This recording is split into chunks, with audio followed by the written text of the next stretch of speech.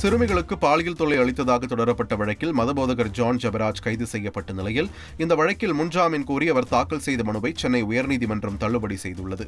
முன்ஜாமீன் மனு நீதிபதி சுந்தர் மோகனிடம் விசாரணைக்கு வந்தபோது தலைமறைவாக இருந்த ஜான் ஜெபராஜ் கடந்த 13ஆம் தேதி கேரள மாநிலம் மூணாறில் கைது செய்யப்பட்டிருப்பதாக காவல்துறை தரப்பில் தெரிவிக்கப்பட்டது. இதனை ஏற்றுக்கொண்ட நீதிபதி முன்ஜாமீன் மனுவை தள்ளுபடி செய்து உத்தரவிட்டார்.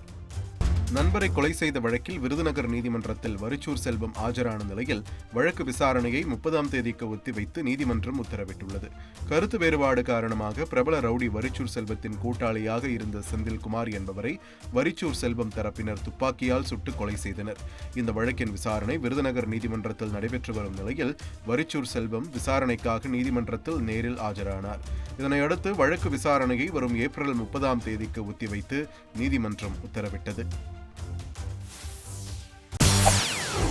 செய்திகளை உடனுக்குடன் தெரிந்து கொள்ள உடனே சப்ஸ்கிரைப் பண்ணுங்க.